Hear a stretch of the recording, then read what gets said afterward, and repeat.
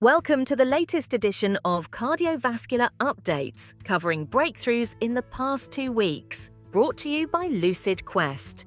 The European Union is moving toward a coordinated cardiovascular health plan across prevention, early detection, better care pathways, data use, equity, and environmental risk reduction. Actions highlighted include Jacadi implementation, tighter air quality limits, heat health plans, and regulation of nicotine products. Implication: these policies could shape practice and payer discussions, with impact driven by design and execution. Relief Cardiovascular completed the first in-human implant of a pressure-guided active valve in the vena cava within a feasibility study in Georgia. The system pairs continuous hemodynamic sensing with adaptive decongestion therapy, aims to reduce preload and improve renal vein flow in diuretic-resistant heart failure, and syncs data to the cloud nightly. City University of Hong Kong secured support to advance so-called DNA surgery genome editors toward the clinic. The program uses high-fidelity nucleases and enhanced lipid nanoparticles for somatic DNA correction, with IND-enabling studies and investigator-initiated trials planned for liver and cardiovascular genetic diseases.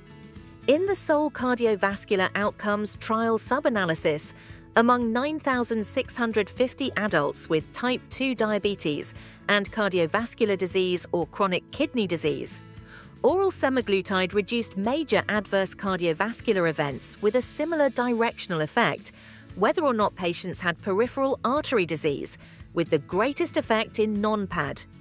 Major adverse limb events were reduced versus placebo, noting statistical limitations and pending full data.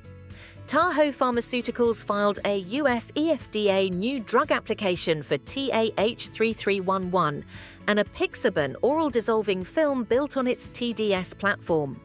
Designed for stroke survivors, older adults and others with dysphagia, the film aims to improve convenience and adherence while lowering aspiration risk, and the company is pursuing partnerships.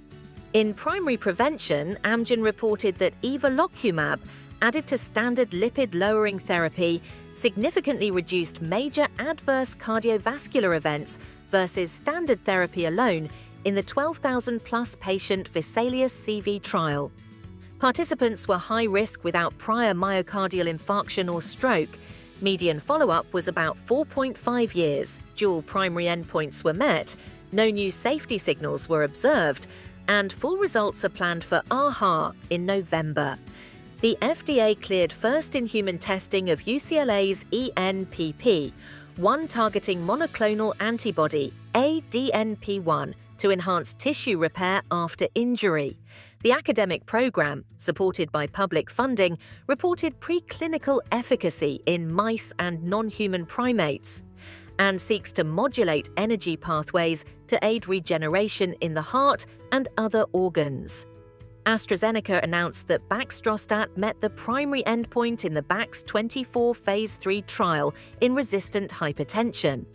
In a randomized, double-blind, placebo-controlled 12-week study, Baxdrostat 2 mg once daily, on top of standard care, produced a statistically significant and clinically meaningful reduction in 24-hour ambulatory systolic blood pressure versus placebo, including morning hours, with safety consistent with earlier Bax-HTN findings, and an AHA late breaker is planned. Stay ahead in cardiovascular research, like, share, and subscribe for our updates. Visit lqventures.com or email us at info@lqventures.com for expert